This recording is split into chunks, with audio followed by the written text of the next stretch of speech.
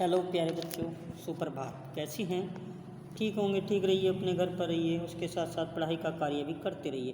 तो आज मैं एक बार फिर कक्षा 8 को पाठ 4 आधा करा दिया था, आधा आपका रह गया था, तो पूरा करा देता हूँ। पाठ 4 का नाम है आपका संज्ञा। संज्ञा समूहवाचक तक करा दी थी। अब आता है भाववाचक संज्ञाएं बनाना। भाववाचक संज्ञाएं बनाना। तो भाववाचक संज्ञाओं का निर्माण 4 प्रकार के शब्दों से किया जा सकता है। जातिवाचक संज्ञाओं से, विशेषणों से, सर्वनाम से तथा क्रियाओं से। जातिवाचक संज्ञाओं से, विशेषणों से, सर्वनाम से तथा क्रियाओं से। अब जातिवाचक संज्ञाओं से भाववाचक संज्ञाएं बनाना है। जातिवाचक संज्ञा, भाववाचक संज्ञा। युवा यौवन, युवा यौवन। मनुष्य मनुष्यता, लड़का लड़कपन, पंडित पांडित्य, व्यक्ति व्यक्तित्व, कवि कवित्व। इधर चोर चोरी, गुरु गुरुता, स्त्री स्त्रीत्व, बच्चा बचपन, शिशु शिशव, नर नरत्व, सती सतीत्व, डाकू डकैती, नेता नेतृत्व, भक्त भक्ति, और अक्षत्रिय अक्षत्रिय, ब्राह्मण ब्राह्मणत्व, ब्राह्मण ब्राह्मणत्व। अब इसके बाद चलता है हमारा विशेषणों से भाववाचक संज्ञाएं बनाना। विशेषण और भाववाचक संज्ञा। ऊंचा ऊंचाई, धूर्त धूर्तता, मधुर माधुर्य, सज्जन सज्जनता, मीठा मिठास, विस्तृत विस्तार, महान महानता, शिष्ट शिष्टता, बुरा बुराई, सुंदर सुंदरता, क्रूर क्रूरता, कायर कायरता,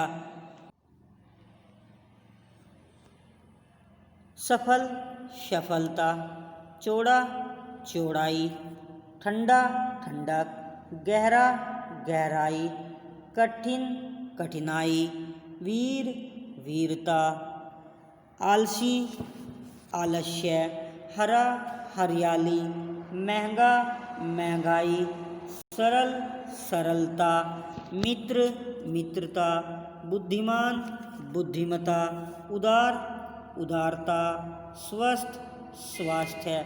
अब इसके बाद आता है सर्वनाम से भाववाचक संज्ञाएं बनाना। सर्वनाम से भाववाचक संज्ञाएं बनाना। सर्वनाम और भाववाचक संज्ञा। निज निजता निजता, एक एकत्व, स्व स्वत्व, प्राय प्रायपन, सर्व सर्वस्व, आप आपा, मम ममता, अपना अपनत्व। इसके बाद आता है हमारा क्रियाओं से भाववाचक संज्ञाएं बनाना।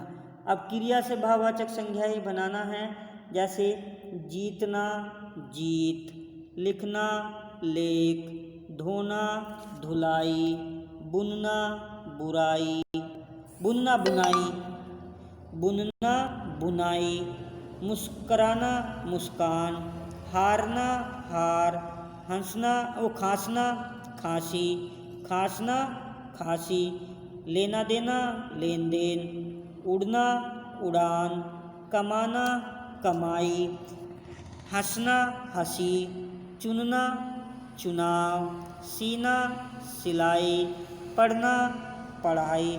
तो ये पार्ट मैंने आपको बच्चों सारा पढ़ा दिया।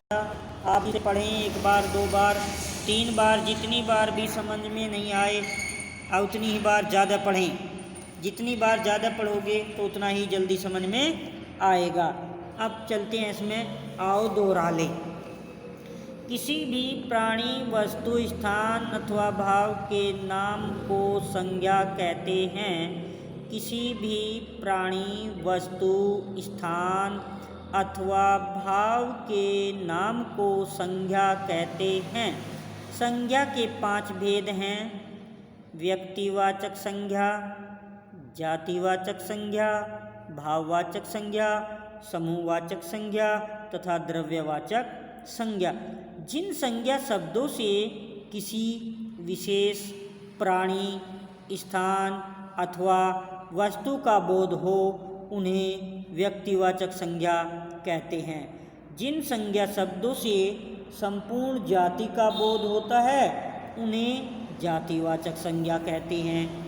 वे संज्ञा शब्द जो किसी गुण, दशा अथवा भाव का बोध कराते हैं भाववाचक संज्ञा कहलाते हैं। क्या? वे संज्ञा शब्द जो किसी गुण, दशा अथवा भाव का बोध कराते हैं भाववाचक संज्ञा कहलाते हैं। वे संज्ञा शब्द जो किसी समूह अथवा समुदाय का बोध कराते हैं समूहवाचक संज्ञा कहलाते हैं। वे संज्ञा शब्द जिनसे किसी द्रव्य, पदार्थ अथवा धातु का बोध होता है उन्हें द्रव्यवाचक संज्ञा कहते हैं। भाववाचक संज्ञाओं का निर्माण 4 प्रकार के शब्दों से किया जाता है। भाववाचक संज्ञाओं का निर्माण 4 प्रकार के शब्दों से किया जाता है। जातिवाचक संज्ञाओं से, विशेषणों से, सर्वनाम से तथा क्रियाओं से। तो प्यारे बच्चों, ये पाठ 4 कंप्लीट हो गया। इसे पढ़ें, दोहराएं, 2-3 बार पढ़ें। जितनी बार पढ़ोगे पाठ उतना ही आसान हो जाएगा, तो इसको पढ़ें। इसके बाद इसका अभ्यास कार्य और प्रश्न उत्तर कराए जाएंगे। तब तक के लिए बच्चों धन्यवाद।